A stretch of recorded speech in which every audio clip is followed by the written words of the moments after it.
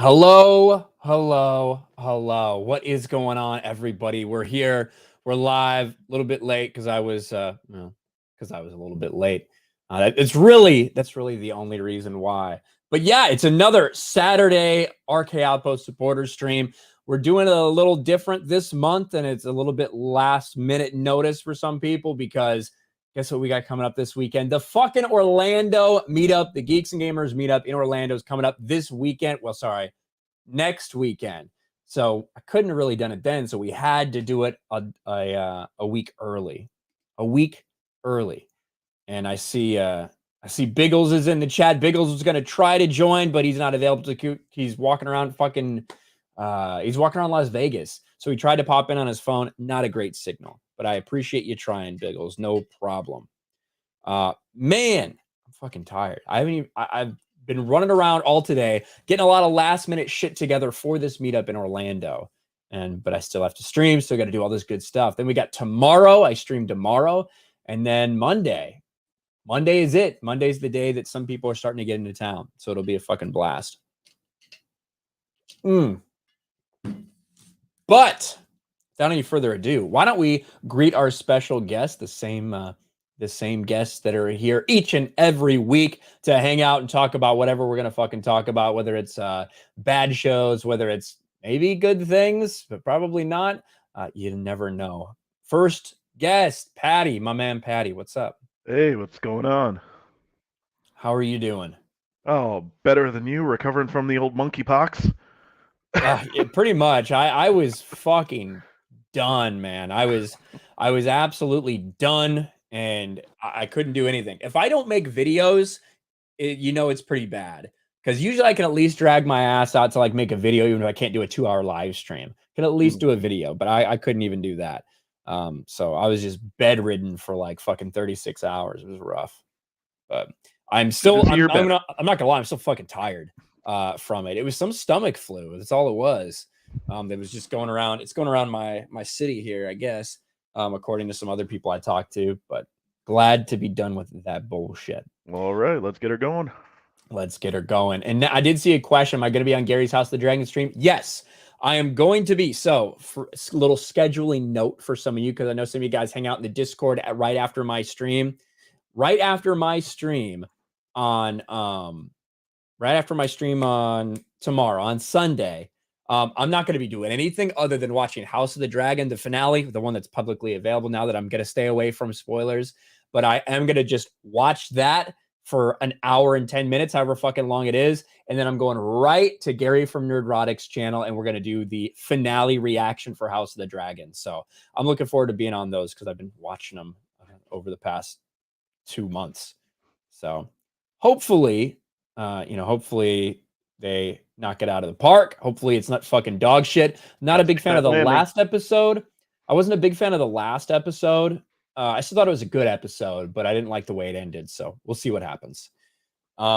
Next guest who has a freaky fucking picture. What's up, Heath? You followed the shepherd. You are a fool. Wake up, Ryan. Do not make me wake the others. That is fucking freaky, Heath Nation. The Intruder. And that's from like a horror series that you're watching, right? Yeah, so I brought it up last month when we did the Patreon stream. You know, we always talk about how crap Hollywood is, the whole Marvel stuff, the whole Rings of Power thing. This is the unsung war that's going on right now between Hollywood and YouTube, and that is the rise of analog horror. And since last year I painted my face like Darby Allin, I thought I would go in a lot more creative and become the Intruder from the very popular Mandela catalog. There you go. Yeah, and that was the first I had really heard of it. So I just saw this channel. He's closing in on 1 million subs. It's a big channel. And it's not just Alex Kister who made the Mandela catalog. You know, you got Kane Pixel's Back Rooms, the Gemini Home Entertainment series. It's just analog horror is slowly but surely becoming it's doing what 90% of Hollywood wishes that they could do, and that's produce good horror that will make you sleep with one eye open at night. Yeah, that's cool, man. I'm not a big horror guy, but it's awesome that a lot of independent people are rising up and doing that shit and giving entertainment to folks. Absolutely. Next we have, you guys loved him last time. I think last month was his first month on. Well, now he's back for more. Mr. J, what's up, man? Heath, you're weird. Ryan, don't eat shit off the floor. And candy corn stinks. Fuck candy corn. Candy corn is awful. And it had nothing to do with me eating off the floor. I've been eating off the floor for years. It's not a problem. It was 3-second rule. Other people that I'm in contact with also like got sick in the same exact way I did. Right. So when I think of some you eating, stomach flu. when I think of you eating, it's like Chief Inspector Wickham's from The Simpsons when they are turned into animals, and he's the pork or the pig that eat a toenail. That's you. You eat so much shit, Ryan. When was the last time you had a salad? Or, just water. Well, I mean, I drink water all the time. Last time I had just a salad was last week. I usually have a couple of those. I alternate between chicken Caesar salad and like Santa Fe salad, which I don't know if you know what that is because you're not from America. But yeah, it's kind of like a Southwest salad. At least kind of for the fast food you eat, you are in really, really good shape. You and Gary at least do something to stay in shape. I wouldn't say in really, really good shape, but I'd say I'm in decent. I'm in better shape than most people, that's for sure. I used to be in excellent shape. Before I started YouTube, I was like running marathons and shit. I was in like the best cardiovascular shape of my fucking life. Did you hear how fast Drunk ate the box that I sent him? 10 pounds of chocolate? Like 5 3 days. Yeah, 5 days. I just told him I'll never send him anything again. I'll kill him. That's a lot. Oh, that's normal in America. The hell it is. He's like Jeremy. He likes to binge. Green Liberal says he ain't lying. Who are you talking about, Mr. J? Are you talking about me? I don't know what that means. We do have a couple super chats real quick from Open Airlock Policy. My man Tim, who will be on these streams again. I know he's been going through a move and getting settled in and all that good stuff. For 2050, says finally reading ISOM #1, Halloween Havoc tonight. I was so excited to get my fucking ISOMs. I'm halfway through, and I plan on finishing. I got to finish before the meetup so I can talk to people about it. So yeah, and I will have a review outcoming for that at some point. But yes, ISOM is fucking. It's a breath of fresh air, and I feel so happy for Eric that this is out there in the world now. It's fucking awesome. And then Biggles Mets for 5. It's so windy in Vegas. My RK Outpost hat flew off, and some pretty blonde brought it back to me. Ooh, well, you should have let her keep it then, Biggles. Just saying, I could get you another. Got to have people repping it out there. You know what I mean? He's talking about his dog. Oh, his dog. Oh, well, no. And then, last but not least, he popped in after we started the stream here. Subhuman, what's up, man? I'm good. I'm in Oklahoma City right now. Nice. You on the road, like actually actively driving right now, or? Oh no! I do not drive while I'm doing live streams. I'm parked. I'm done for the day. That's probably a good thing. And even if I was driving, I probably wouldn't admit it. So. Yeah. Well, I have my laptop. I do my live streams on. I don't do it on my phone because it kills the battery quickly. Yeah, I guess that makes sense. Absolutely. Mm-hmm. Streamlabs or StreamYards does not work well on the phone. It just doesn't. Nope. Yeah, I'm like 6 days away from being home. So I should be home probably on the 27th to 28th, and I'm gonna head straight. I'm gonna grab my Geeks and the Orlando meetup shirt that just came in yesterday. Grab that, and then I'm gonna read ISOM, which is at home, so don't spoil it for me. And then probably Friday night, maybe Saturday morning, I'll head down towards Orlando and be there for the meetup. Very cool. Yeah, it's gonna be fun. A lot of people are coming into town. Between the first meetup and the second meetup, I mean, we're looking around 700 people. So. Yeah, I had the late meetup. The I think it's the 1 p.m. meetup. I think it'd be 2 to 4 if it's the second session. Oh yeah, 2 to 4 Eastern. Yeah, that's what I signed up for. 1400. Yeah, 1400 to 1600. Okay. Andy Masterson, I saw that. I saw the Fauci figure. It's basically Fauci with a fucking swastika of vaccines, like a swastika of needles next to him. So, yeah, that was pretty good. That was pretty good. Bama grad for 5. Hail Ryan, see you at the second session. Stay somewhat sober till we meet. I have a small resupply, sick bay supplies for you. Thank you.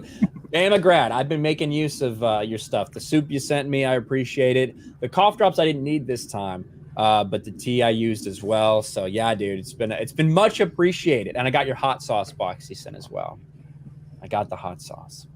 Love hot sauce. But when it comes to the, I don't know, I guess the topic of this stream, or what we usually end up talking about, 2 of the worst things that I've ever seen on television are finally over. And that is Rings of Power and She-Hulk.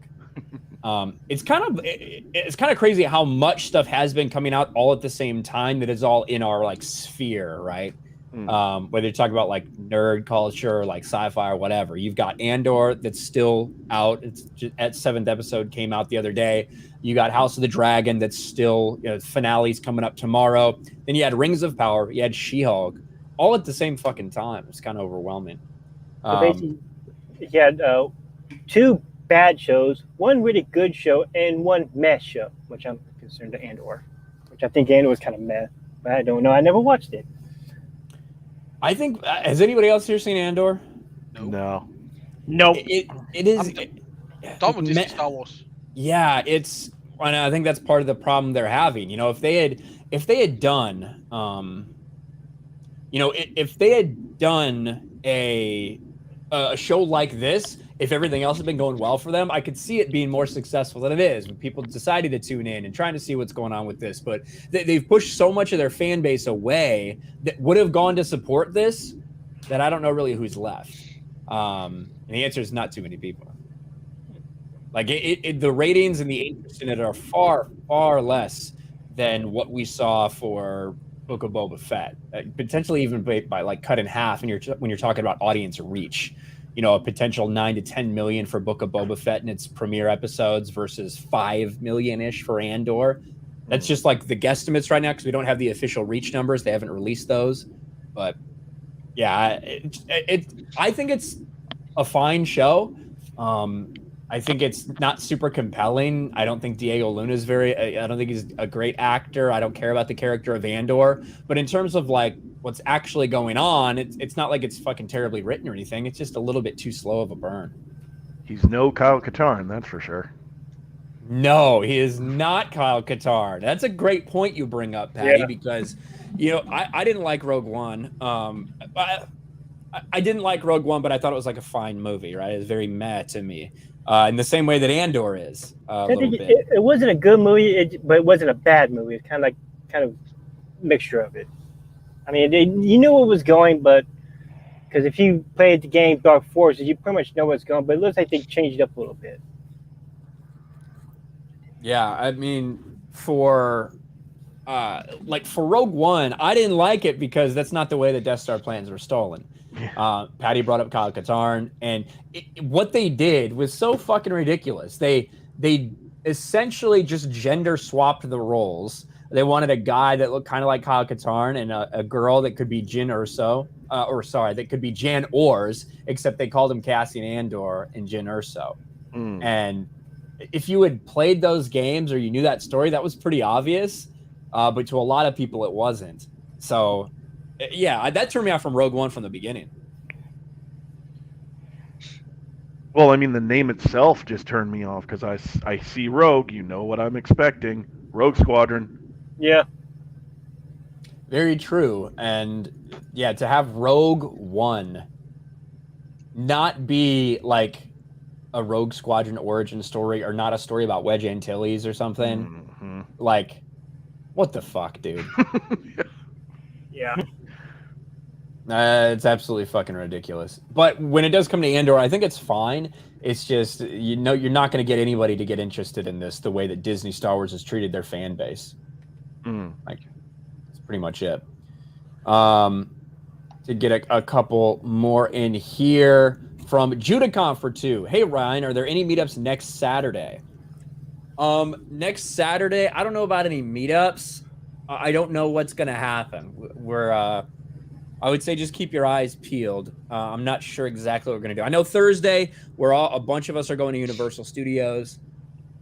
Friday is obviously Friday Night Tights. Saturday, right now, I don't know if there's anything set in stone for what we're going to do or going to be doing. Obviously, there's gonna be a lot of people, so it's not gonna be like hey, 1,000 people can come. But definitely Sunday, we're going to be doing the meetup from 11 to 1 for the first section, 2 to 4 for the second session. And then after all of that, a couple hours to clean up and, have some dinner or whatever we're going to do after that meetup. Then we're just going to go to Universal City Walk and hang out. So everybody is free to come to that. Every single fucking person. We're just going to go to the main kind of open area at Universal City Walk and chill out. So Yeah, if I remember, I think it's like what, $30 for the parking. It depends. It depends what you're doing. If you have a hotel nearby, you can also Uber there really easily. That's what I would recommend doing for people that are staying in town. Is just Uber to Universal to City Walk for that. That's what I would do. But that's just me. Gabriel Knight for 5. I'll be at the meetup next week. By the way, I think I might have to start a GoFundMe to pay for Universal Studios' ridiculous ticket prices. Theme parks are expensive. Yep. Oh, they really are. Like, Jesus. Yeah, I know, because I was watching Clownfish earlier today, and they were saying that Disney spiked up their prices again. I mean, let me look and see how much it costs. Disney single day ticket or Disney World single day ticket. I can tell you right now, it's more expensive than Universal. Let's see. Oh my God. For assistance. All right, so Florida resident. I think it's like $80 or some shit like that. So it looks like 109 for a standard theme park ticket, but That's I don't for know. Halloween Horror Night, you mean? No, that's for Disney. I want to see what Universal is. Yeah, for Halloween Horror Night, I think it's 80, and then SeaWorld, it's like 120. Whoa. Why is it that much? I guess it's that much of an attraction in October? Jesus. Let's see. Universal Studios. I don't know what their, I don't know, just looking, I don't know what their like single one is. So there's 2 parks at Universal, right? There's 4 something parks at Disney. So for all of them, if you want to go to more than one, you have to do these like combo passes. So from what I'm looking at, Disney's single park, single day pass is 109. I see the 2 park admission for Universal is 164. I don't know if they have a single one. I know they have a single one, but I don't know exactly what it is. Oh, it's 109 as well. 109 to Disney, 109 Universal. That doesn't include the parking now. No, it doesn't include anything, which is that's the thing with theme parks. It's why I'm not a big fan of theme park, because they fuck you everywhere. But I do definitely like Universal. I have a lot more fun at Universal than I do anywhere else. Well, that's kind of because I remember when I went to well, this is a long time. This is back in the early 2000s. I went to Holiday World, and drinks were free there, but you had to pay for food. Mm-hmm. Yeah, Halloween Horror Nights. Just a Horror Nights ticket is $80. Then you got to do the Fast Pass, Express Pass if you want to do that. It's crazy. It's fucking crazy. So, Sarah Thomas has got to catch a flight back home on Sunday night. Are you going to be there for the meetup for the one before Universal? That'll be cool. Jeff says 4 days Universal plus 2 Express Passes, $620. That's actually not that bad. I would never spend 4 straight days there, though. Like, that's fucking crazy. No, yeah, that just seems like a chore. I got a 2-day pass for Universal, and that only cost me like probably about $300. That was a couple of years ago. Yeah, I have a fucking annual pass to Universal Studios, so I can go as many times as I want for like. Yeah, that's because Jeremy's paying for it. Not for mine. not for mine. He's certainly not. Oh, that's right. He's paying Jay's. Okay. Yeah, but yeah, I mean, like for me, so Florida residents like $600, and I can just go to Universal anytime I want. Yeah, that's a really good deal for me. I think at least. You go a couple times, you basically paid for it. Imagine that. Yeah, imagine how much it is for California. for the residents in California if they get a discount on that. I don't know. I'm not sure. 'Cause I know Florida does, but I don't know about the California ones. But anyway, that was all spark from Gabriel Knight. So I hope to see you, man. It'd be fun to see you. Sean Patrick for $5. Ryan, so pumped about the meetup in Orlando. It's going to be awesome. And wearing my RK Outpost hat in the St. Petersburg, Florida area. Let's go. Thank you for repping, Sean Patrick. I appreciate that, dude. That's awesome. Thank you very much. All right. So we were talking about bad TV, and then we came up with, we ended up coming out with Andor. I got to ask you guys a question. Question to the panel. Which is worse, She-Hulk or Rings of Power? Ooh.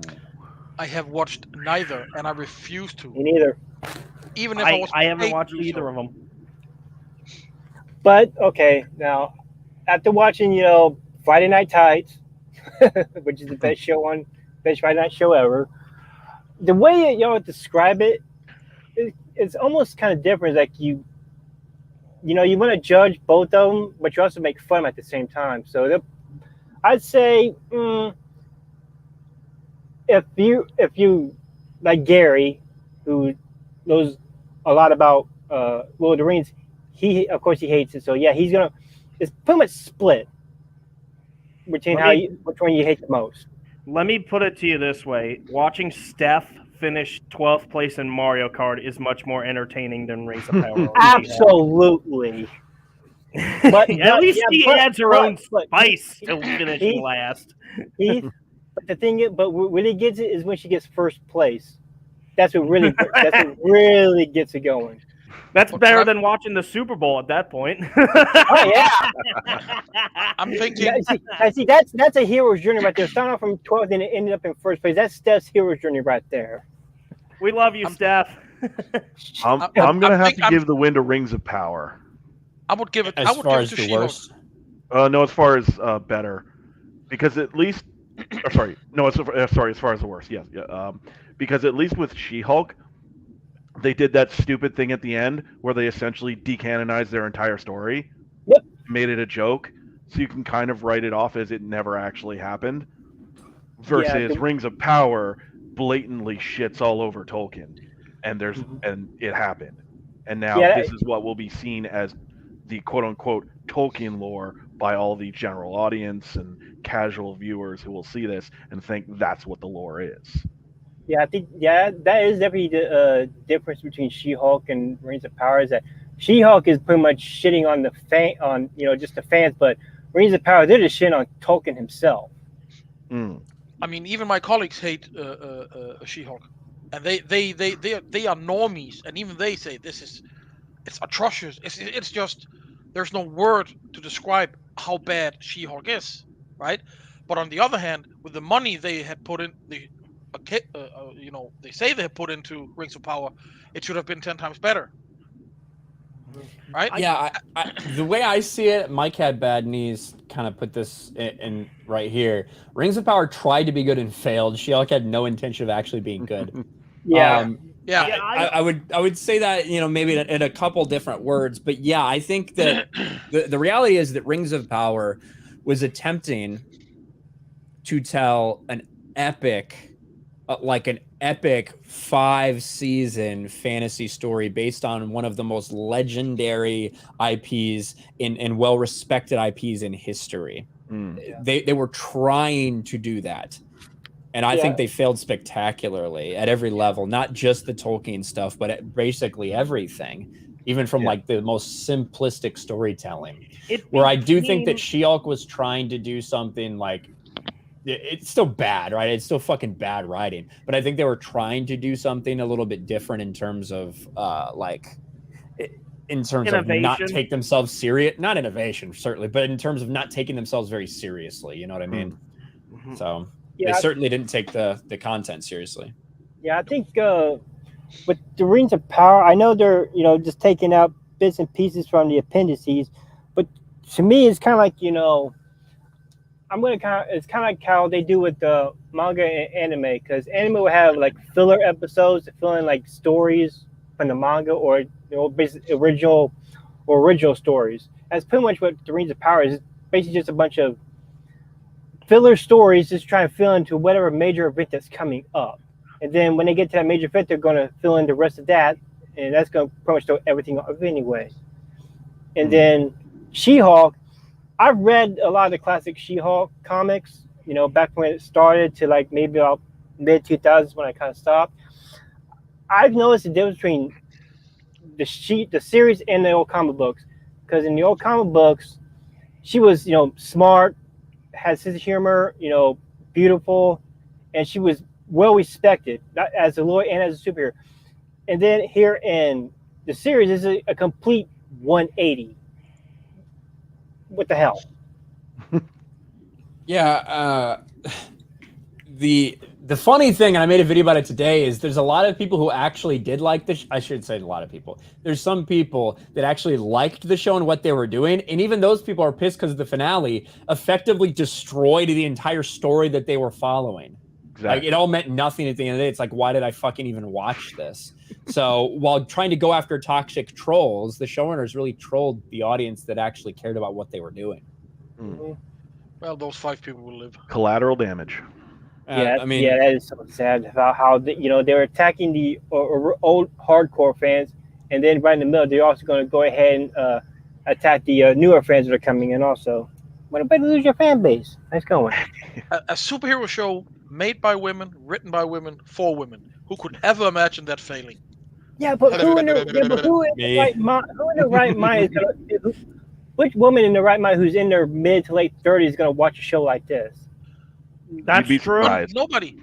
Only 10% of our fandoms are women. We would like it to be more, but the fact is, 10% are women.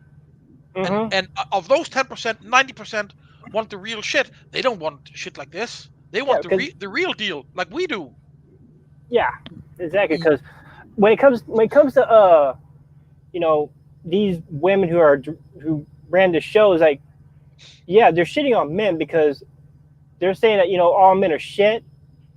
No, I think it's the men that you hung out with are shit. Exactly. That's what always here's the thing, though. They pretty much need to take a look at their citizens in America and get some responsibility. Because, you know, I don't know what it is, but I think they need to figure out what it is about their pussy that keeps attracting 8 shit men. Yeah, and I think you brought up a good point, Messer J, about the. I wouldn't say that it's 90-10, maybe for some specific segments of like overall, kind of nerd geek culture.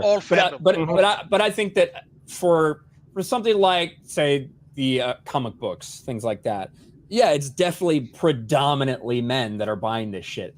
But you're right, the women who are, they like it because of what it is. They don't want it to be changed. Like, so you're alienating them as well. Yeah. It becomes a lose-lose at that point. Yeah. They really don't care. There are like women out. Yeah, like Steph said, it's just you know, activists. They don't care about making money. Activists and feminists is all they are, because like I said, no woman in their 30s thinks like that unless you're an activist or a feminist or a man-hating dyke. Because there are women out there who are married with kids, and unlike these women, they have a life, and they don't go out there and shit on it every day. I think the women who wrote this are, first of all, highly intelligent, have high education, they are driven like men, and they can't understand why men don't want them. And you know, if they've probably been told no numerous amounts of times, and then they just start saying, "But there's nothing wrong with me. I look good. I'm smart. I'm highly educated. I'm highly driven, but men don't want me. So it must be the men." So that's how they write. Yeah, but in real terms, it's not exactly us. It's probably the fact is that, you know, I'm trying to make sure if I can put this out right. When women who are very high educated and smart, they have a tendency to kind of compete when it comes to the men. Yeah. And then, in theory, yes. Yeah, in theory, yes. But when that comes to competition, sometimes it also makes them think that, you know, they're high above men, and then it brings the men down. So then you want to realize that why these men don't date you anymore. because you keep bringing them down, all because you're more smarter or just whatever. I tell you who the show is made for: Dana Schwartz. That's who the show is made for. Oh, that's definitely a Dana Schwartz. Wait a minute. Didn't Dana Schwartz have some kind of thing in it? That's what I thought. She's a writer on it. Yeah. The show is made for the showrunners. That's what it is. Like there is so much. I don't know if I've ever seen a show that is more self-conscious or more like just seeking validation than like the self-insertions that are in this show from these lonely, bitter women. You know why they do that? Why they're trying to be more self-conscious? Because they thought that because Deadpool could get away with it, they could get away with She-Hulk, which is not it's just not the case. At least Deadpool tried to be clever with their fourth wall breaking and self-consciousness. Like they thought it could work with She-Hulk to push a message, but then it just fall back and hit him back in the face with a pie. So She-Hulk does. Yeah, She-Hulk can be a bit funny, but at least she's smart enough. She knows how to execute it better. Now, well, Deadpool, he knows how to execute it perfectly. Deadpool also has a canonical reason for breaking the fourth wall. Yeah. She-Hulk doesn't have that reason, so they try their best. No, she does have that reason. I mean, she does that in the comic books. So, I mean, there is a reason. You know what I mean? Like, I don't think it was particularly clever or well executed or endearing in any way. That was the biggest problem with She-Hulk is that it's a comedy that's not fucking funny. 9 episodes, and I don't know if there was a single time that I could point to that's like that's funny. You know, I bet you if they would put Christy Mayer in there to do a little bit to run that show a little bit, it would be funny. Yeah, it would be like there was no laughter, there was no anything. It was all this like snarky shit that is like, hey, it's a joke, but no, it's actually just a shot at somebody. Yep. Yeah. You were gonna say something, Heath? I wanted to highlight because green-haired anti-liberal brought up a interesting. Yeah, Full Metal Alchemist. Yeah, I mean it's a good example. The issue is they fell in on themselves. That's why Monica Rial is so polarizing now, because she became a part of the whole victim movement. I love that manga. That manga. And I also love the anime. Yeah, the manga is great. Yeah, it is kind of weird because I actually saw a tweet a few months ago. You probably seen it too, Heath, about somebody tweeted out saying, "No wonder why manga sucks because it's the same percent women writing the manga." I'm looking like, dude, you have a anime character in your profile picture that was created by a woman. Yeah. He had no room to speak at that point. No, he didn't have no room to speak. I did just see this coming as well. A big $50 super chat from Buford T. Are you done with? Have you finally caught the bandit yet? I saw a Buford T. Justice clip on Twitter earlier today. Nobody catches the bandit.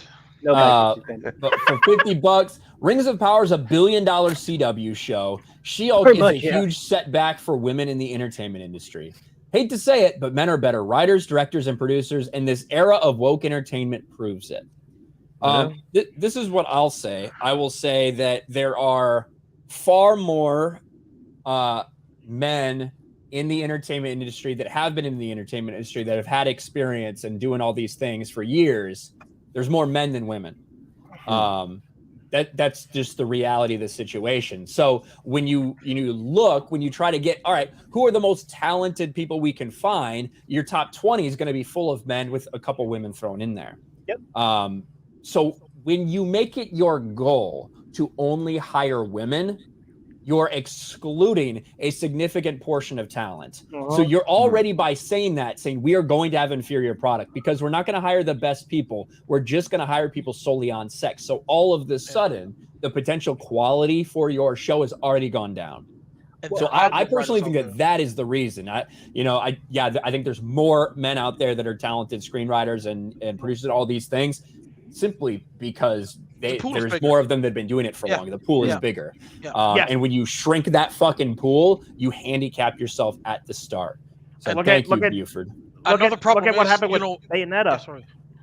Look what happened with Bayonetta. Like they intentionally, Platinum Games intentionally shrank that pool, like to screw over that woman the way that they did. And now Bayonetta 3, all that hype is just gone away because they just had to shrink the pool so much to the point where everyone's just left with a bad taste in their mouth. Yeah, and there are talented women leaders out there. Like Bonnie Johnson was responsible for the recreation of Halo 2 for the Master Chief collection. Yeah. And her attitude through the whole thing was very similar to Peter Jackson's attitude. She didn't want to change anything. She just wanted to remake it as the fans knew it. Yep. Because she's one of us. Yeah. The people who write these shows today are not one of us. They've never been nerds. They didn't collect anything as teenagers or children. They didn't play games, board games, cards, or read the books. They did nothing of the sort. The good women writers and directors out there all did the same as we do. All of them. And also the fact is that I think Chris Gore or Tom from NIZ said it, is that Hollywood, I think they're taking a kind of like a page from YouTube, and instead of writing entertainment, they're writing content. Which is definitely something that's definitely something that Hollywood does not need to do. But yeah, YouTube is getting a lot of views now, but you have your stick, do what you gotta do, but you at least change the formula every now and then. You can't stick to the old tropes as it is back then. You've gotta evolve, otherwise people are gonna leave and go somewhere else. Yeah, I mean it depends. Like if what you're doing is not effective, then certainly. Yeah. You know what I mean? You know, if what you're doing is effective, you should continue to make ways to innovate and keep it fresh, but at the same time, keep the people happy that want that. You know what I mean? For sure. But it's a crazy fucking era we're living in right now with the amount of just some of the worst shit we've ever seen before. Well, except for Top Gun Maverick. And Rob Lee sent $2, says not true about Bayonetta simp.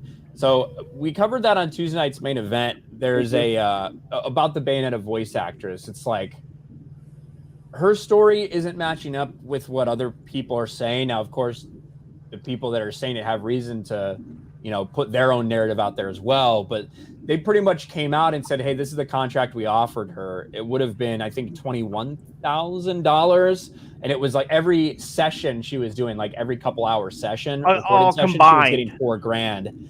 Like, and so when you put it in that perspective, it certainly doesn't seem like they were really underpaying her that much. And the report is that she came back and asked for a 6-figure deal plus residuals, which in the voice acting community, that's not like a thing that happens. And I don't think Amanda Miller gets paid that much to do voiceovers. I even brought it up in chat. Both sides could have been in the wrong on that, but I think Nintendo kind of showed their ass to the point where they were basically circumventing the Screen Actors Guild at that point with the payouts and shit. That's what I wanted to bring up. I don't think those fall into the same category. I think certain voice actors do follow those unions, though. I think. Unless someone could correct me in chat, I'm willing to admit when I'm wrong. I mean, but they're not even on a screen, so it would be weird. Some of them may be members because they do other stuff like things like that. In terms of voice acting, it's not unfamiliar for voice actors to get paid like $500 for a fucking TV show they do. Because quite frankly, when you're not on set, when you're sitting there in a recording studio and you're like, hey, here's 20 pages of lines for you to read, and you read your lines in 6 to 8 hours and you're done. It's a 6 to 8 hour job. And it's one of the crazy things about voice acting. And it's one of the reasons that conventions and things like that make it possible for those people to have big careers, so when you get a role like Bayonetta, you might not be getting paid as much as the salary that you think you should be getting, but for the rest of your life, people are paying money to have you sign stuff as Bayonetta. Especially when it comes to Hollywood voice actors. I mean, they're going to get paid more because it's a bigger It's a bigger market. It's a bigger market. Because you're gonna have the Hollywood, the movies and all the cartoons and all that stuff. Then you go down a little bit down to probably like video games, and you guys got the voice actors for the audio books and all that stuff. So there is a difference. There is a big difference. And like I think it was Jeff Atkins. He also brought up a point later. Like they went on strike, and then there was another controversy back when like voice acting was still taking off with the whole Metal Gear Solid game. How these they get recognized. So that was kind of my basis for bringing up the Bayonetta stuff, because it's like, where do voice actors lie? Because there are some that work for Hollywood, but then there are some that do solo jobs. It's a gray area. That's why I kind of brought it up in this situation here. I mean, ultimately, at the end of the day, it boils down to you're worth what you negotiate. Yeah, I mean, Look at Tara Reid. She's been in the entertainment for years. She makes a lot of money for. She does multiple projects, probably in one day. And they got she's one of the bigger ones, and they got the smaller ones. So they're trying to. I guess they're even everything out. But you can't do that. Yeah, it's a gray line. If you're just starting out. Because you can start down here, doing video game voice acting, but then you can move your way up to where everybody else is. Tara Strong and all them, like a David Hayter or a Steve Bloom, that kind of thing. Oh, we got some boss. Steve Bloom is a great. Just look at Robert Downey Jr. He was worth $500,000 in the first Iron Man movie. Now he's worth a minimum of $5 to $10 million. Because his net worth has gone up so much. His stock value has gone up because of his reputation. And his draw, Yeah, and his draw, yes. His career was over. His career was over before Iron Man, basically. Yeah. Essentially. I mean, he was in, like, U.S. Marshals and... I remember Black Guy in Tropic Thunder. I actually remember him while I was there during his first role, which is Weird Science, which is back in the 80s. That's basically its start. And then, so he's done, I mean, I know outside, I mean, he did really good at Sherlock Holmes, those two movies. Yeah. Those were after Iron Man. He did Chaplin too. Yeah, he also did that too. But I did. I like Chaplin. I thought it was pretty good because Charlie Chaplin is kind of like one of my favorite. Then he went on a bender. Then he went on a bender. I want another fucking Sherlock Holmes movie, motherfucker. They set it up at the end, like they did. I kind of hated. I loved and hated those Sherlock Holmes movies because I liked the way they were doing them, like that kind of iteration of this character. You know what I mean? Who's been been around a while. It's definitely a different take, but I liked the first movie. The second movie, to bring Moriarty in the way they did and then have it end in one fucking movie. Yeah. That was fucking garbage. I hated that. Also, Jared Harris was amazing. It did kind of leave a bad taste in your mouth, but we were sitting there thinking, are they going to make a third one to really flesh it out? Still waiting. Fucking set it up. Like the end of that is him like disguised as like the wallpaper or a chair or something, getting up and finishing typing. Like there was supposed to be a third one, and I don't know. Interruption. Apparently, it's in pre-production according to IMDb. It's been in pre-production for a while. Yeah, Johnny Depp was rumored to play in it too. I didn't hear that actually. Yeah. Oh, Jared Harris is cast as Moriarty again, so. Yeah, I mean, don't get me wrong. I love Sherlock Holmes. I've watched a lot of the old movies from the 30s and 40s, and I've also read a lot of the short stories and novels. So it would be nice to see another Sherlock Holmes movie with Robert Downey Jr., but this time make it better than part 2. So they have Moriarty again? Yeah, Jared Harris is in the cast. Well, yeah, Moriarty is actually the criminal mastermind. That is actually his. Well, I think I get it, but he fucking died going down a waterfall at the end of the movie. So that is from actual fucking Sherlock Holmes shit. When it was being written, like that was the way the character died. Like they both went over a waterfall and that was it. And it's just like Watson sits there and like watches it fucking happen. And people were fucking pissed. Like the fan base was fucking furious that they killed off Sherlock Holmes. So he was kind of pressured to write another one. And he was just like, they started off right where it was before. And he's just like, fucking like comes up and he's like, oh, Watson, I knew that there was a ledge down there. So as I came off, I fucking like shoved him and grabbed onto the edge. But Moriarty fucking continued to die, at least to the best of my knowledge. I think he went down there and died. So it's weird that they would have Moriarty come back. It would be sad that they brought in a female counter to replace Robert Downey Jr. I was just Sherlock. about to say it. They are going to gently change Moriarty and make him his daughter. You wait see. God. They're not doing that. They can't do that. That would screw up the lore very, very so bad. He'll be like, this is not in the books. Yeah, and in the movie they used Mycroft had that oxygen supply, and obviously like they implied that Sherlock snatched it so that he could survive going down the waterfall. Right. Yeah, that's a little more believable than a ledge, but still. But if you want your Sherlock Holmes abstinentias taken, just watch Elementary. Mm-hmm. Yeah. Yeah, that's the one with Lucy Liu.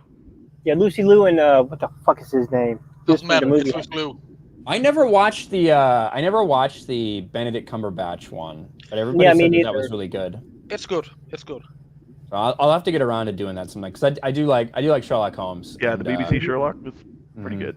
Yeah, it's just like because it's just like the James Bond books. I read those books before I watched the movies. Well, I watched those movies before I read the books because I was like fucking 6 years old when I saw Dr. I'll watch the movie. I will watch the movies to see which ones follow the book. Then I read the book to we'll compare them to see what's difference. We'll just say the Roger Moore era doesn't very well capture the essence of James Bond from the books. They made Moonraker, Ryan. What do you expect? Come on, I'm not trying to figure out how the hell they made a short story called The Living Daylights into a full movie with Timothy Dalton. That was a good one. That was actually good. I agree. It is a really good one. I mean, yeah, it's a short story, but still good. I prefer obviously, License to Kill over Living Daylights. Yeah, License to Kill is that the one with Robert Davi? No, that's the one with Timothy Dalton. Yeah, that's Robert Davi. Yeah, and Robert Davi is the villain. Dalton only got 2, and I like Dalton. I also like the guy who came next was fucking Pierce Brosnan. Pierce Brosnan. So it's not like it was a big downgrade. So. Pierce Brosnan single-handedly saved the entire IP. Yeah, that's on him. It was dead. When he took over, James Bond was dead. It was worthless. Nobody wanted to make it anymore. And then they made GoldenEye. It's a combination of him and actual good movies, And the Tina Turner score, of course. Yeah. And the game. Let's not forget the game. Yeah, it was massively popular. Yeah. I think the game. I think the game was big because the movie was big. You know what I mean? Right. Like it was. Yeah, I can't wait for that thing to get remastered onto the Switch. Yeah, that'd be pretty cool. It's coming out next month. I believe next year. I believe that's what I heard. Don't tease us. Let me catch up with a couple of these. Alexander Tan for $2. Ryan, will you join Az and Gary to watch Doctor Who tomorrow? I will not. I don't know anything about Doctor Who. I've watched one episode. I haven't watched a Doctor Who since middle of Peter Capaldi's run. Then I stopped because Clara started to get too much of an annoyance. The only episode I've watched was like the holiday special from like 2 years ago or something because Gary asked people to watch it for FNT. And I had no idea what the fuck was going on. It just seemed like everybody was gay. So, and there was little robots. There were little robots called Daleks. That's all I knew. Yeah, you got Daleks. You got Cybermen. You got the Weeping Angels. Angels are fucking. If you really want to get into Doctor Who, you just go back to 2009, start with Rose, and work your way forward. Yep, and stop somewhere with Peter Capaldi. Now, according to Gary. Yeah, you can start with Christopher Ellison's, and then so on. Then, if you like it, then you go all the way back to, I believe it's Tom Baker, and then go on, and then work your way up to the first Doctor, which I can't remember his fucking name. William Hartnell. That's it, William Hartnell. Yep. Now they also have Doctor Who movies, but that doesn't go with canon because that's what what's his name, Tarkin. Peter Cushing. Yep, Peter Cushing. Yeah. R.I.P. Yeah. Rob Leaford too. Just admit you're wrong. I'll respect you. I think it's talking about the Bayonetta stuff. Oh. Yeah, I mean, it's obviously. I think my personal interpretation, my belief is that the woman who came out and like said boycott this thing, I think she's in the wrong. I think she's lying. Mm-hmm. Because like that's a pretty fucking it's a pretty SJW move to come out and make a video asking for people to not buy Bayonetta 3 because I didn't get paid enough. It's very definitely an appeal to emotion, not logic. Yeah. And especially now that they're coming out and saying, hey, yeah, I mean, the $4,000 number is right, except it was per session, and you were supposed to get paid over 20 grand for this. I tend to not believe her story. Also, another thing, I feel like that guy forgot what I said. I'm like, if I'm wrong, say I'm wrong. I'll back up. You know, I was trying to just confirm the story based on what I've heard on guys like Moist Critical talking about it. So. I'm willing to admit when I'm wrong. I just need the full fucking story. Fuck. Yep. Ain't too hard to ask. Yeah, and I think that like that initial video, I didn't even take a stance. I retweeted and I said, voice actors are notoriously underpaid, but $4,000 for a franchise like this seems low. $4,000 for a day of work, though. Exactly. Well, if it was $4,000 for the entire game. You know, I do think for a franchise like that, it's low. But now that it's like $20,000 in total, yeah, I think it was supposed to be like I think it was supposed to like $4,000 for each game for each game they want her in. So yeah, she would. No, $4,000 per session. So they were going to schedule her for like 5 sessions or something. Oh yeah, $20,000. Oh yeah. Mm-hmm. Yeah, well, and here's the other thing. How big is the Bayonetta IP as it pertains to the gaming industry? I mean, it's a big IP, but it's not as big as, say, you know, Call of Duty, Halo, Mortal Kombat, Metal Gear Solid. You know, if it were those games, I could kind of understand the merit of getting a higher pay. But at the same time, I'm still left scratching my head like, what the fuck's going on here exactly? You know? I mean, that's... Like, Bayonetta is gonna sell, you know, a couple million copies probably for Switch. Oh yeah, for sure. So. But it's not gonna be like a massive deal when it comes to the IP. She said 500 million. Okay, thank you, Broba. But that still pales in comparison to what these other like AAA games have been making. You know? If you want to blame anybody, blame her agent. Yep. Yeah. Like, why don't you go after your agent? Be like, hey, why do I need to listen to this? Over. You know? Why do I need to listen to her complaining? I can't help her. Only her agent can. If she's that important to the IP, say I want 10,000 per session. Well, and at the end of the day, all she did was like try to hurt every other person that's involved with it. Yeah, it has like nothing to do with the discussions that she was part of. Like when Dinklage said don't take the jobs for dwarves and yada yada yada. He did exactly the same. Yeah. My whole point when I brought it up was like she did give a black eye to most of the voice actors, but at the same time, I mean, Nintendo did kind of show their ass. I'm playing on both sides of the fence, basically. There's nothing wrong with doing that, I don't think. You know? Yeah, so Bayonetta 2 that came out in, let's see, 2014. That's how long it's been. Or no, I guess it got a re-release on the Switch. So for its re-release on the Switch, which came in 2018, that sold a little over 1 million copies.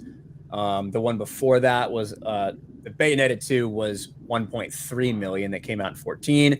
2010 it was 1.7 million. So, you know, 1 to 2 million copies, and if you're selling copies for fucking $50 a pop, that's pretty easy to get to 500 million all of a sudden.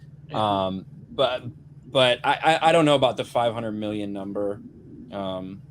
That's what she said. The overall budget for the entire. Is that what she said the budget was, or like how much the brand's worth? I think that she said how much the brand is worth. Yeah, Or I how much mean, they made. yeah, because I guess I could 500 million for Bayonetta. I don't know. We'll see how good this one does. It's hard to say without getting into the finances of the company and all that. So, anyway, Mikey Gusler for 20.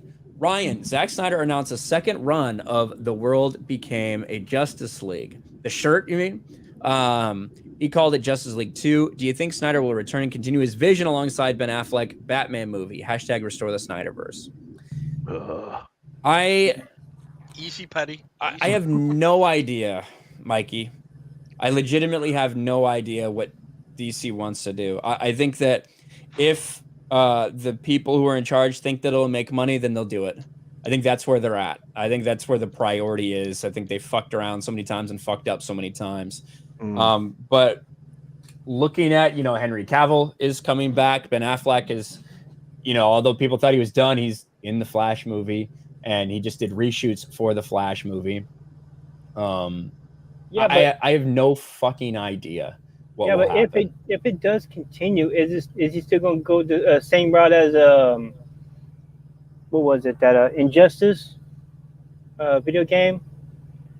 Because I know that's where he went. That's the route he was going to take. Well, not exactly, but certainly like a world where things go bad and they have to change things. Well, it seems like he's trying to go towards sort of an Injustice nightmare kind of scenario, but it's not core to what, like, even in the Injustice games, that's an alternate universe. Yeah, and it's the main heroes from the main universe trying to fix what's gone wrong in a different universe. Great games though. Good comic book too. They are comic books. Oh yeah, they are. They absolutely are. It's just this is being presented as the main story. Well, and I think that there's. I would have loved to see Justice League 1, 2, and 3 play out. I don't know if that's a possibility anymore. Unless it's being taken elements from those games and maybe kind of switching around a little bit, because that's what he did with all the other movies. Like there's an entire fucking storyboard and plan for what they were wanting to do going forward. But does it say dinosaurs? No, but for that, no, it said Jerry Springer. That's what it said. But I do think that there's the possibility that if you take some of those ideas and tweak them, a dark side fucking coming to Earth and not having Superman succumb to the anti-life equation, not having these things happen. Like maybe there's willingness on both sides to have him come back and do something that's Justice League 2, but not what was originally planned. I don't fucking know.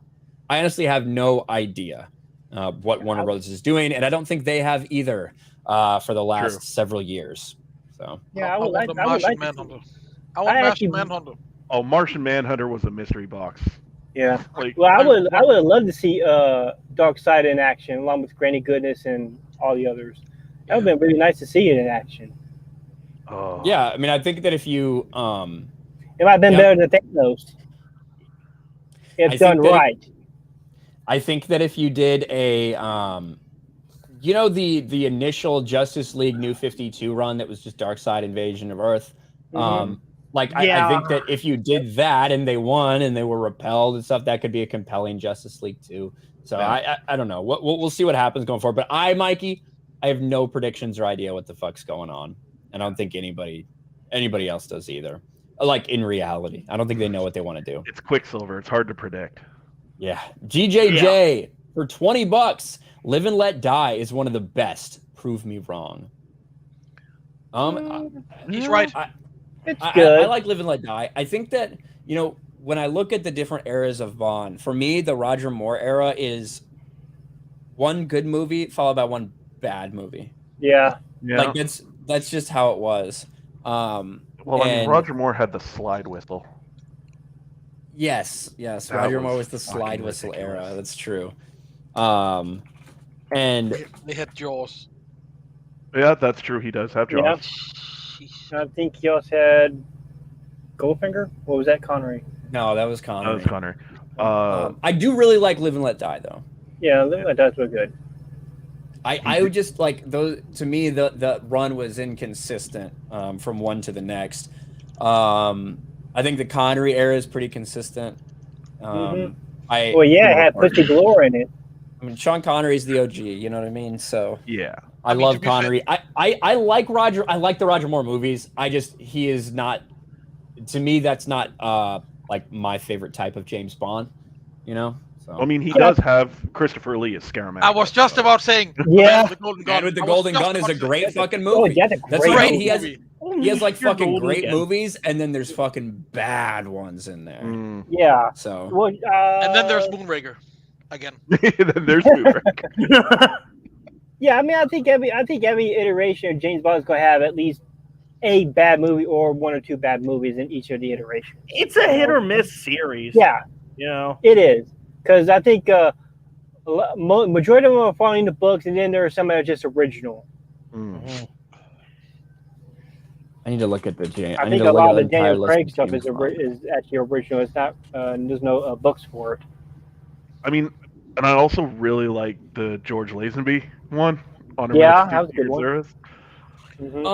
I am not a big fan of that one. I'm not a big fan of that one.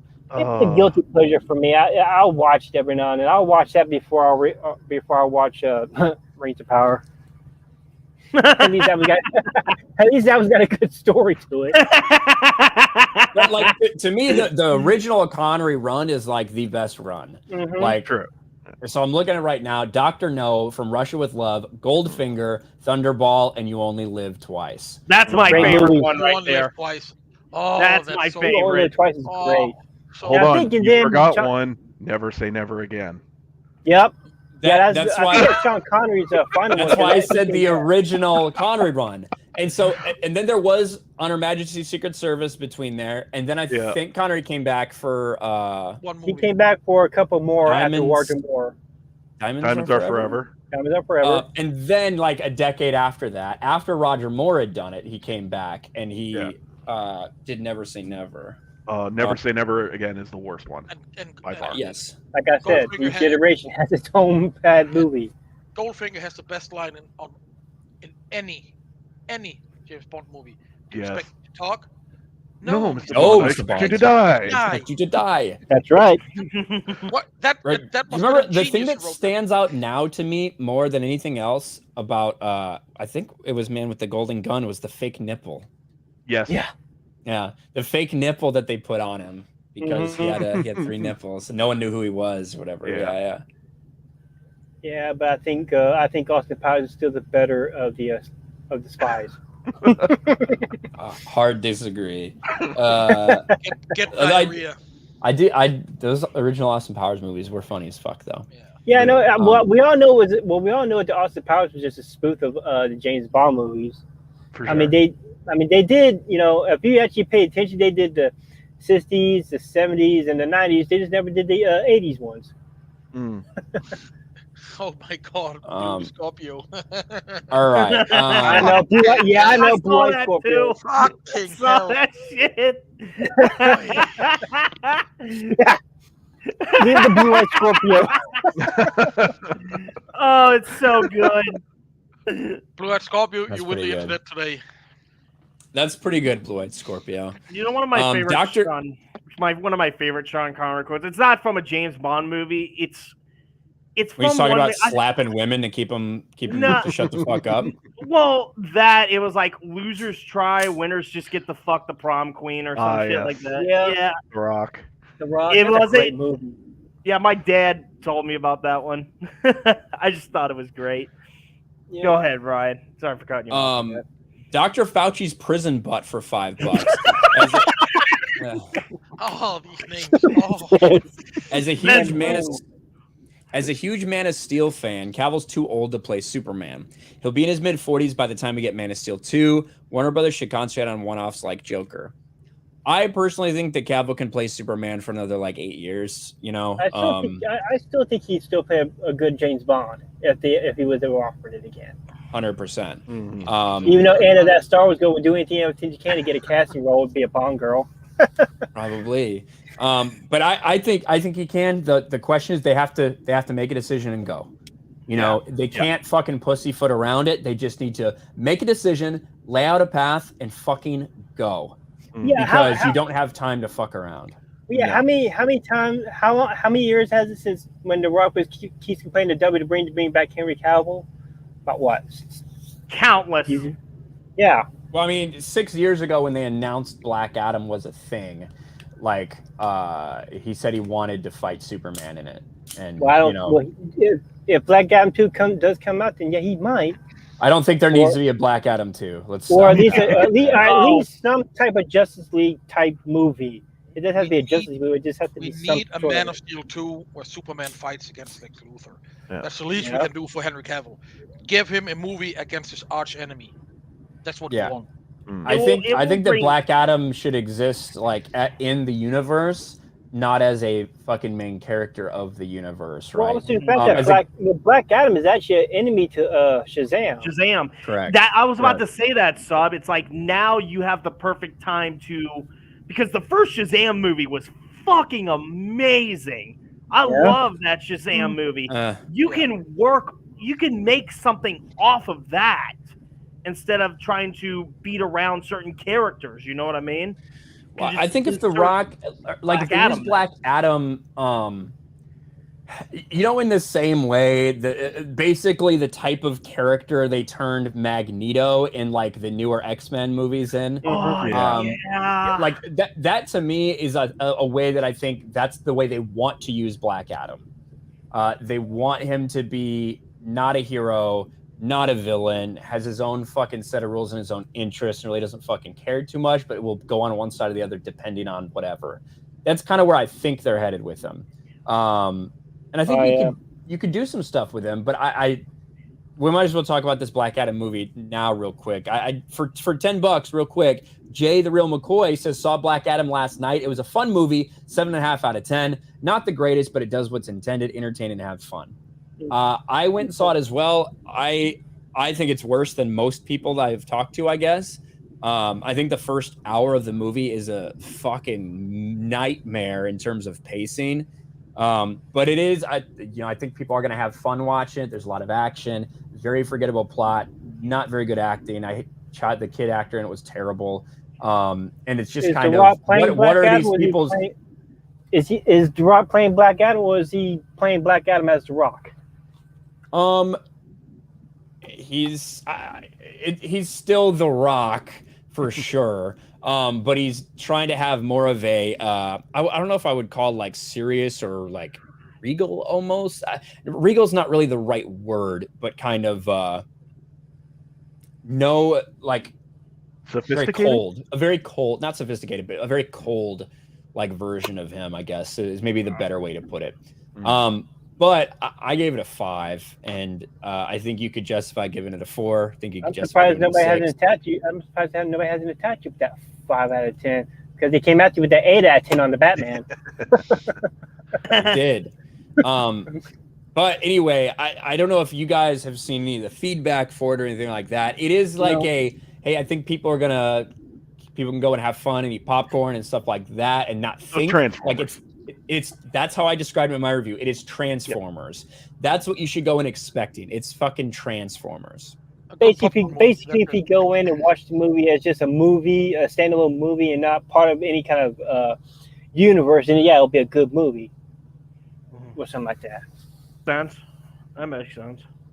I mean, the fact that it's not a woke trash movie that's just one positive. The fact that you go in, buy yourself some popcorn, watch a movie, be enjoyed, and go home, instead of going in there, going out, and then watch the movie, and afterwards you just angry because it's just shit or they disrespected everything. This is just a run-of-the-mill average action movie. Yeah, exactly. But I mean, the problem is, like Ryan said, you need a plan. You need something going forward. You can't have movies like this where they do nothing. Yeah, right. And that's the thing. The fact that this is a standalone movie that sits there and it's they introduced Justice Society out of fucking nowhere, and it's you don't really care about any of those characters except one. I'm not gonna spoil it here. Oh yeah. But like I don't know. To me, it was okay. Boom. I'm never gonna think about this movie again. It's like a one-time watch, basically. Yeah. Kind of. That's how it feels like to me. And it's not really. I don't know how much kids are gonna get into it because it's pretty fucking violent. So, like, I don't know. I guess if you bring your like 8-year-old in there, I wouldn't mind having an 8-year-old watch it, but I think there will be some people that hesitate with that. Like, there's some pretty brutal moments. It was R-rated. They had to do some heavy editing to get some of the more brutal aspects out. I don't fucking know. No idea who directed it, to be honest with you. But I don't think it's going to make any money in the box office. I think that's the bigger problem for DC. Is regardless of this Rotten Tomatoes score, regardless how well the audience likes it, if they don't show up for it and support it, what does it matter? It's looking right now like it's probably going to be a mid-60 million opening weekend potentially. We won't know until 135 worldwide opening. That's the estimates right now. So this movie needs to make $500 million to break even. Yeah, we won't know until Odin does his shows us the numbers tomorrow or whatever time he does his review on Geeks and Gamers. Well, I can tell you right now that that's the way it's tracking. And if that's the case, it's probably not going to have a big domestic run. It'll probably have a run of like 170, which means it has to do really fucking well internationally. So opening in China? I don't think it's a good start. There's no opening date. I think it's still up in the air. Overall, I'm thinking probably somewhere between 400 to 600, maybe. I mean, I don't think there's any way. Like, I think that's the range right now. Yeah. I do think it's going to make $400 to $600 million. But that won't be nearly enough. I mean, it needs to make $500 million to break even. So you're looking at it either being a failure or at least we didn't lose money. At least that's kind of what I think the top level of it is right now. But who knows? Maybe the word of mouth will be so good the second weekend will have a great hold. You never know. But I don't know. Yeah, because most people weren't really were too busy watching, the season finale, Rings of Power, and She-Hulk. Well, so they can go on YouTube and bitch at. So I don't think they were really worried about Black Adam yet. But also, it doesn't have a lot of competition right now. Yeah, that too. But neither have had a lot of things. Like September was the worst box office in 25 years. Yeah, it's just been boring. What's the next major movie coming out? Wakanda Forever. Hey, Ryan, I feel sorry for you because I know what Gary said last night. He's gonna make you watch it. Yeah. Fuck you, Gary. But Wakanda Forever is gonna make fucking bank. Yeah, it is. But what's really sad is how they're gonna portray T'Challa, even though Chadwick Boseman is dead, but they're going to make him a saint. They're going to make him a saint in the movie. I don't think it's going to make as much as the first Black Panther movie. Probably somewhere between $700-800 million would be my guess. It's going to be a downgrade in terms of the revenue, for sure. Didn't it make like 1.3 billion or something? Something like that. 1.4, right? 1.346. I don't even think 1.346 billion. I don't even think it will reach $1 billion, to be honest with you. No. Yeah, I don't think it will. I know it will break even, probably make bank, but it won't. But I doubt it'll make $1 billion. Yeah, maybe at maximum 800 million at maximum. Yeah, that's anything over that, you're kind of cutting it. You know what I mean? If it does better than the Eternals or Thor: Love and Thunder, then yeah, we might have something here. Well, the Eternals made like $400 million. That movie made like nothing. Thor: Love and Thunder made around 750-ish. If it makes more than Love and Thunder, then then they're going to know something's up. What do you mean? What do you mean? That they know they failed with Thor, because if they notice that the next this Wakanda, if it does make bank, then they will come up with the part 3. Yeah, I guess we'll see what their plans are for it. 100%. It's not doing the same the original did.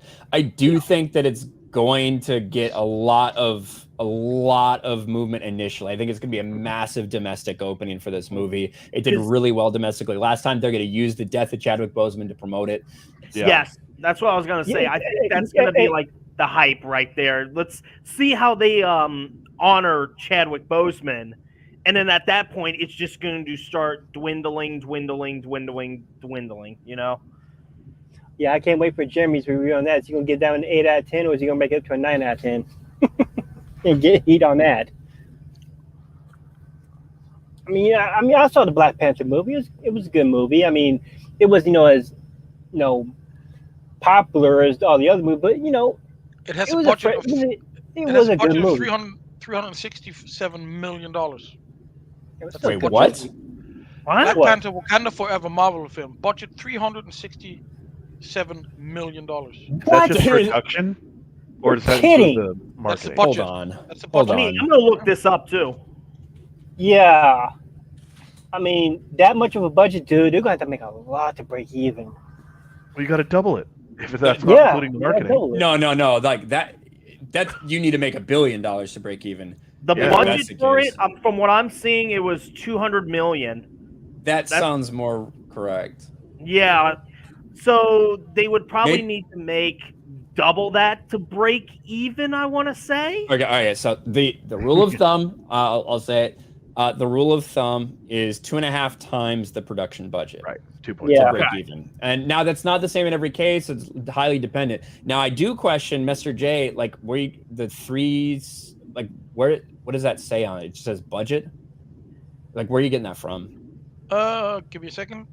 Yeah, because if you can like link it, I'll take a look. Because maybe somebody found the numbers that they use for advertising, and like, that's already included in there.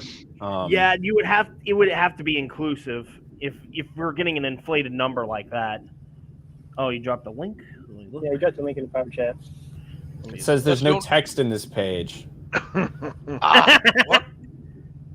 You'll have to show your screen. He's not wrong.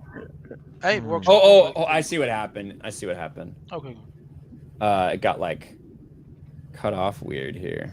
Yeah, I think they should have just recasted Chadwick Boseman. I mean, that's what the family wanted. They could have continued with him. They do it all the time. I think they should have done that. Yeah.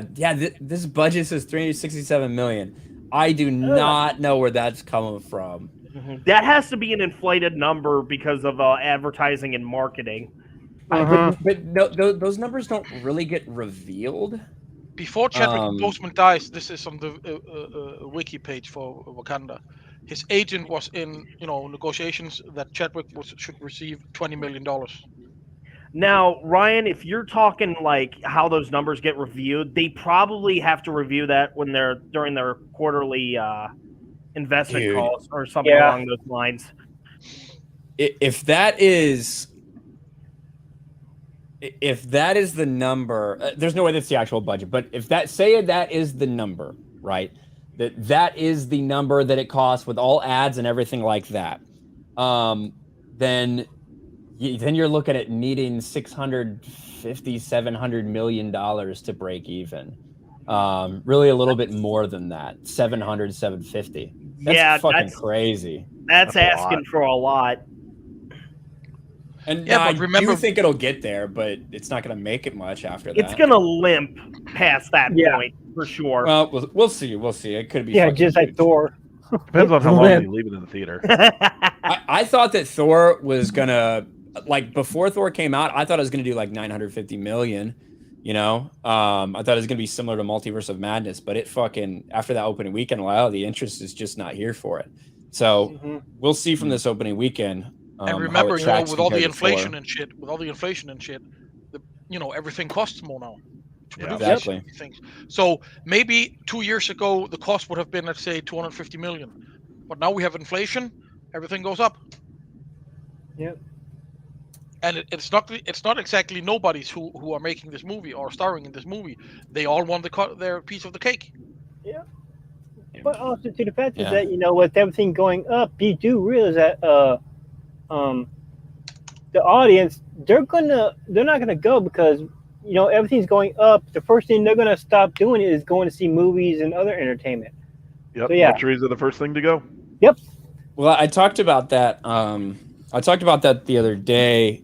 Well, not the other day when I was breaking down Thor numbers, because yeah, even though like that 700 and whatever number, like even though we saw it like break the domestic box office, like it beat Love and Thunder beat Ragnarok domestic box office wise, but when you factor in the cost of tickets, like 7 million less people actually went to the theater to go see it. It was like a drop from over 30 million people to around like 23 million people. Didn't they stream it on Disney Plus at the same time, or was it just no? It went there like 2 months after or something. That's probably why they probably wait for it to come on Disney Plus. Yeah, I think they learned their lesson with that dual. I don't think release. A ton of people were.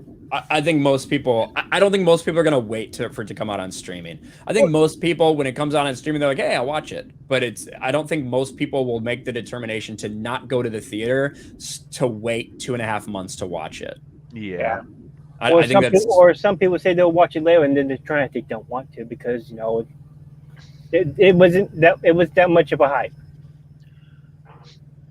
And again, how many people have $15, $20 to go watch a movie in this day and age? In this economy, if you want to take the entire family, that's $120. Oh yeah. So that's a lot of fucking money. Yeah, that's why I don't go to movies anymore. That's a lot of fucking money. I don't think it's going to break even. I really don't. And I don't. When is it out in November? Boy, look at troublemaker. And in December we got Avatar 2. That's going Way to of Water. It's going to overshadow everything. Where's that come out? I have no idea what that movie's gonna do.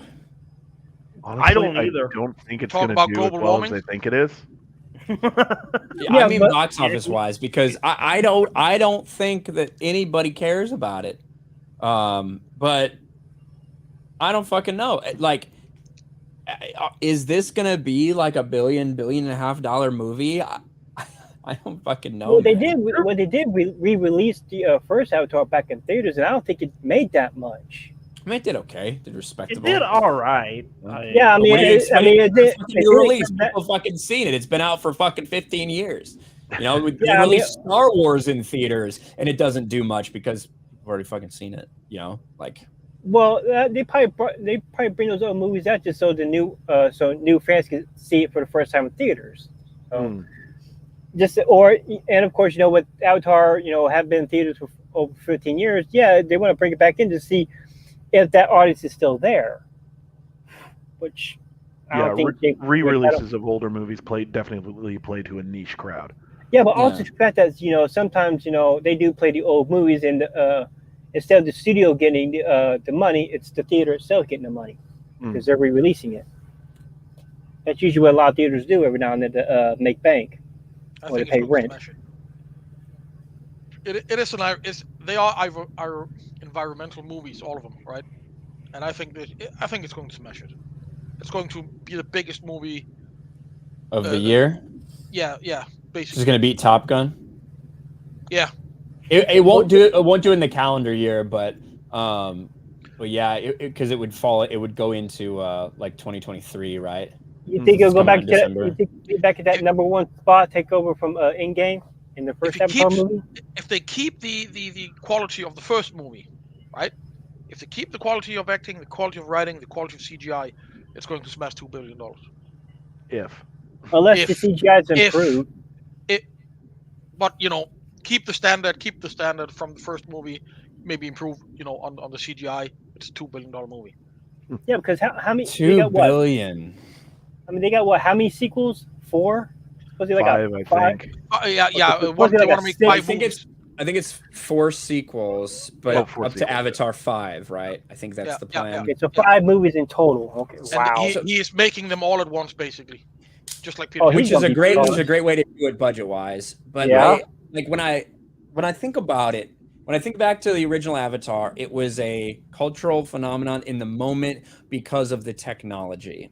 Yes. Like because of this 3D, because of like how it looked, like the world was created.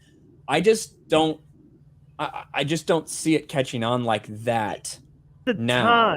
At the time, it was a trailblazer. Yeah, you're right. It trailblazed a whole new era of movies.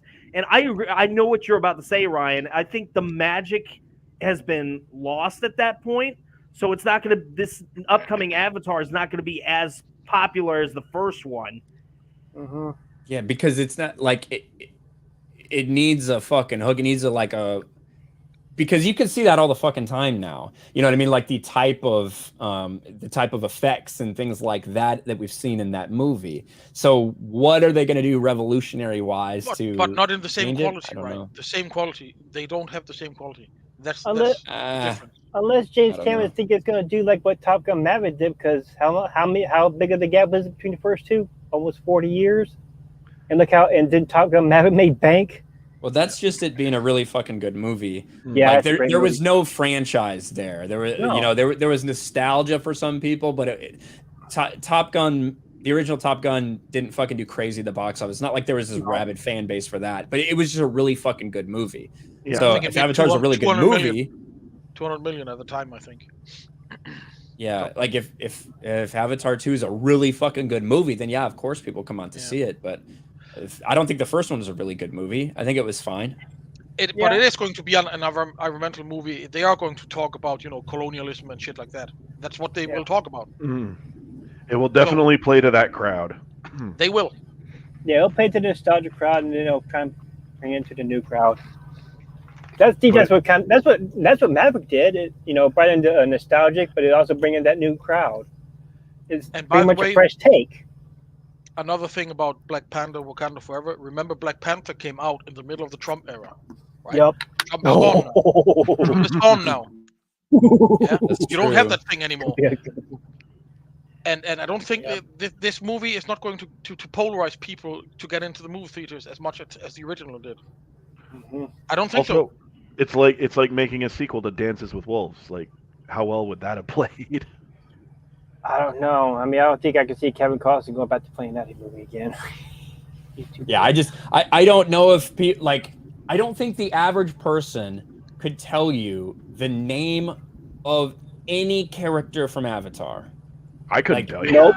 The only one I can remember is Jake, which is the lead male. That's it. Right. I don't even know his last name. I don't even know. Sully is how he's referred to by the vast majority of the film. Sully. I don't even remember the bad guy's name. It's forgettable. Generic white evil colonialist. That's the thing I will say. Like, when I watched Avatar the first time, what did it come out? 2006 or something? It was 2009. 2009. So I was just out of high school, basically, and I looked at that movie and I was talking to my friends. I'm like, this is fucking environmental bullshit. Like, that's what I said about that movie in 2009. So most people didn't really care, whatever. But I think that type of message is going to get more pushback than it got 12 years ago because people are so hypersensitive to that stuff now. But again, the 2 billion are dependent on it making into China. Because I'm looking at the numbers now, and the first movie made 750 domestic in America, almost 2 billion internationally. This has to go to China. Well, here's the thing: if you bring back Sigourney Weaver's character, it'd be a reincarnation. They are. I don't think they are. I saw she was cast in it. Yeah, they are. I don't think China's very big on reincarnation. No, it just depends how they would like time travel. It would be about how they address it. That's all it would have to be. Yeah. Now, if it was like a dream sequence, then yeah, I can see that. But reincarnation, maybe not. All right, let me get some of these super chats, guys. Thank you for hanging out. Thank you for the big support today. It's been crazy. Buford T Justice for 20. You guys want to see a train wreck in real time? Go check out the honest reviews of Gotham Knights game, a next-gen game locked at 30 FPS, and it regularly drops to 20. That is rough. My friend texted me about that. I agree. That's a train wreck, especially when we're so advanced in gaming now. It's like you have to make a game at 60 FPS. If you don't, something's wrong with you. Yep. Especially in the day of streaming. Oh yeah, because people gonna want to stream that game. like that game when it first was announced was so appealing to me, and then everything that's happened since has just really like pushed me away. So I'll check it out. 30 FPS on a PlayStation Go 5 play or Silent Hill Xbox 2 Series remake X. when it comes out on Steam. When that comes out on Steam, don't call me, don't write to me. If you're dying, I don't care. That is my favorite game of all time. I will watch you die right next to me when I'm playing the game. Don't give a shit. I will close the door. Moaning, closing the door. He's just gonna be eating popcorn as the guy's just bleeding out in front of him. I'll play the Arkham. I will play the Arkham trilogy again before I play Gotham Knights. I love the Arkham games. I love the idea of the Gotham Knights game because I really like those characters. I would love to play as fucking Nightwing and Red Hood and fucking Robin, but yeah. Yeah, but the woke breaker for gay. The woke breaker for $5. Hail all! Black Adam will be The Rock, being The Rock.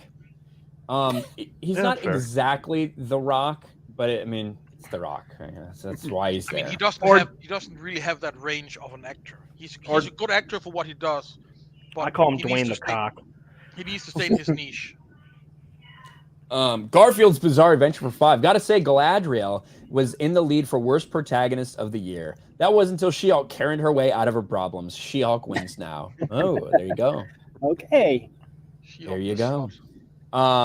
Z Swift for 10. Black Panther came out in 2018 pre-COVID. It's not doing $1 billion again. I'd be surprised if it did half. People aren't open to woke narratives the way they were before. Sure. That's true. In terms of like the pre-COVID, like shit like that, I think the COVID stuff has like nothing to do with it. I think it has everything to do with audiences aren't fucking going to the theaters, not because they're scared of fucking COVID or anything like that, but because they're simply not willing to put their money out for Hollywood on a whim like they were before. Yeah. Like that's really what some people are working 2 to 3 jobs at a time and don't have enough time to really do anything, because if they do get that day off, they're not going out. They're going to freaking stay at home and sleep and maybe clean our house. And I think that the success of Top Gun Maverick, 1.4 billion or whatever it made, versus the muted box office for Marvel, I think it just tells you people are tired of fucking Marvel. The Marvel fans aren't coming out the same way they were before. But so I don't think that everybody left during Endgame. So I do think that hitting $1 billion is kind of far-fetched without Chadwick Boseman in this time, but I didn't think the original Black Panther was going to make that much money either. Even it the was a normies weird staying fucking away. thing. I have a working colleague who's like the epitome of normie. He's like normie of the normie, and he just wants to be entertained. Even he said everything that came out after Endgame is dog shit. And I just looked at him. I was literally almost crying of joy because he said this, because he is the normie, and he just says this is all dog shit. With the exception of No Way Home.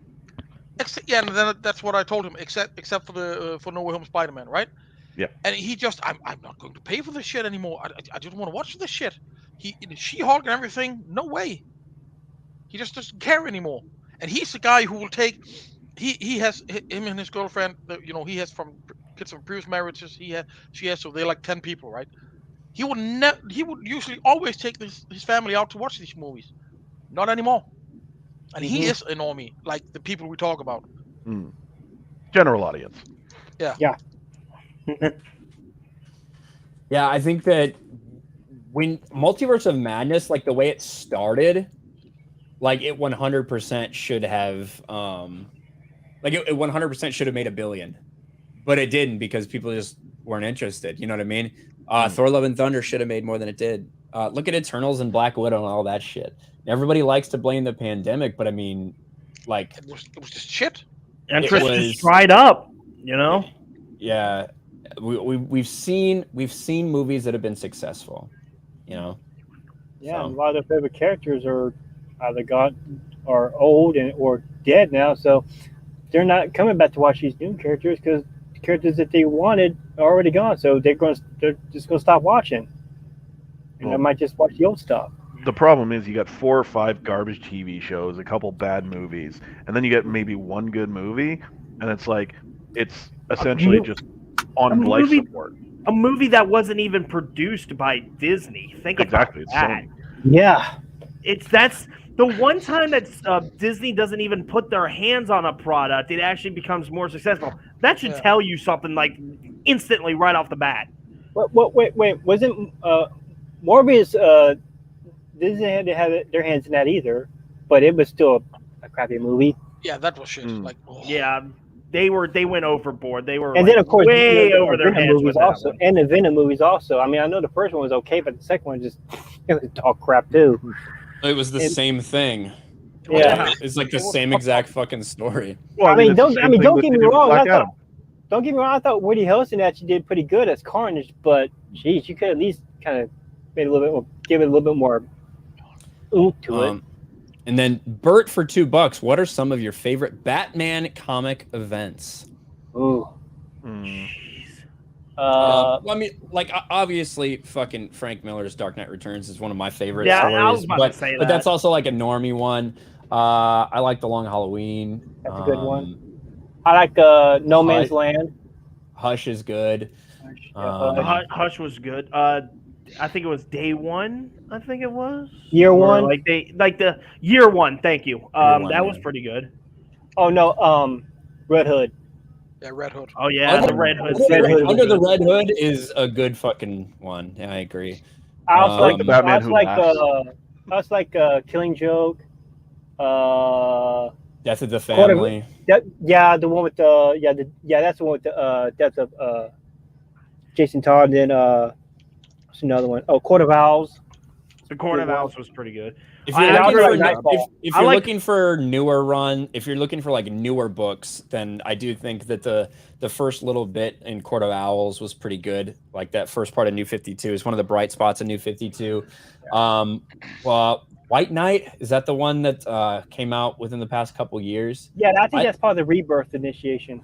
Yeah, that's a separate. No. That White Knight was a separate. It wasn't like one it here? was in the Rebirth era, but it wasn't like part of the Rebirth continuity. Oh, it's Rebirth. Gotcha. I agree with Patty. You know, the Batman Who Laughs. That was pretty good. I mean, the Dark Knight Metals, it was a hit or miss based on what story that you were reading. But the Batman Who Laughs, that's the one that really just sticks out because it's good. It's really good. Yeah, I don't want to forget about Nightfall. That's a good one too. Nightfall was good. All right, but thank you for that super chat asking about our favorite Batman stories. All right. With that being said, Master of the Phantasm for you? Yeah, that's a movie. That's a good movie. A lot of people in the chat are bringing that up. Yeah, that's a great movie. You can get it as a book.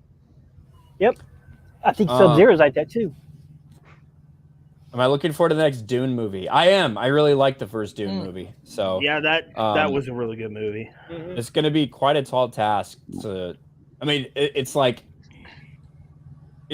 said to be an impossible task to transfer that IP on screen. That's like been what people said about it for decades. So they did it in 86. What's it? 86? 84? The Dennis Lynch 84. one? Yeah. 84. That movie is just, that's a cult movie. And then you got the 2003 TV series also, which is good also. Oh, well, yeah. Z Swift for 10. I don't care what anyone says. Venom in totality was trash and will be trash as a movie without an R rating. Venom deserves a real movie. Yeah, I never was very high on the original Venom. I thought it was kind of a terrible movie, but it made a lot of fucking money somehow. Imagine if Spider-Man 3 was just Sandman and not Venom. Would that still be a good movie? Because we all know Sam Raimi didn't know nothing about Venom. He just wanted to make it about Sandman. Well, I mean, and they tried to do the same thing with him that they're trying to do with Black Adam, like turning a villain into an anti-hero. Yeah. It's probably because he has the word black in the name, so he can't be a villain. That's what they did with Black. So to be fair, that's what they did. That's what they did with the like the comics. Like that's kind of what they've done with him in the comic books. You know, so. I don't know. I just miss good villains. Yeah, I wish people could just be bad.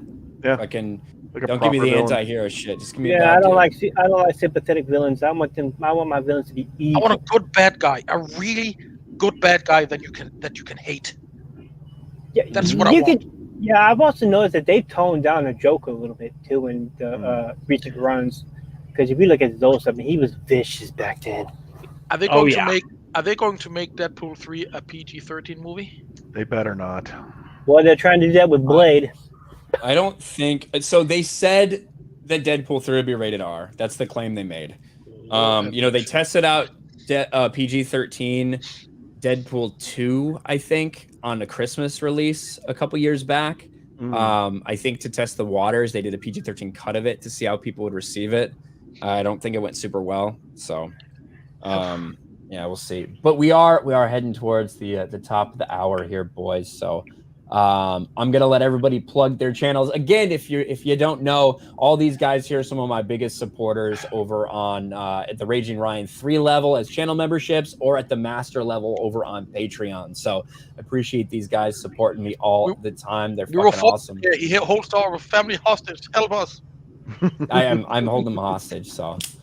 But yes, but and it's also an opportunity for them to plug anything they want as well. Patty, do you have anything? You don't have a channel, but do you want to promote anything? I do not have a channel. Nothing to plug. There you go. That's pretty much the same as always. What about Mr. J, who doesn't have a channel, but does he have anything to plug? Nah, just stay away from candy corn.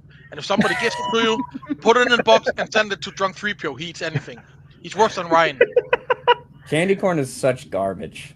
It is nuclear waste. That's why it looks like that. I don't understand how people eat it. And Happy Halloween and everything. I don't know why you would eat it when other things are so readily available. You know? I think candy corn is probably Mexican candy. Hi, Ivan. There's not enough chili powder in it for it to be Mexican candy. So, Facts. Subhuman. What about you? I'm on YouTube and I'm on Twitter. I'm gonna start probably next year. I'm gonna start get more into YouTube. I'm not so busy. But if you're in Orlando next Sunday, I'll be there. That's right. We'll see you there. And what about you, Heath Nation? So what is going on, fellow stream viewers? I am Heath Nation 2465. I have a YouTube and a Twitch. On my YouTube, I upload a plethora of content, but I've mostly been doing commentary videos because after 13 long years of being making videos, trying to stream and whatnot, I am now affiliated on Twitch. I have Ryan, Arkasul, a bunch of people to thank for that. I have just finished streaming for the month because I am focusing on the meetup in Orlando, and I will of course be back live when October turns to November. I'll upload I stream a plethora of content on Twitch, from Call of Duty to Mortal Kombat, from online games like Fortnite to classics like Donkey Kong. I'm just trying to diversify what I stream in hopes of expanding my audience. So if you would like to see my streams, Throwback Thursday, Monday, Tuesdays, whatever it may be, head on over to Twitch. But until then, I'd like to say, see you in Orlando. Good night and goodbye. There you go. The old intruder. From again, we mentioned that horror that you're looking at, Mandela Catalog. The Mandela Catalog. Mandela Catalog on YouTube. The link's still in the chat, I think, if you want to display it for everyone to see.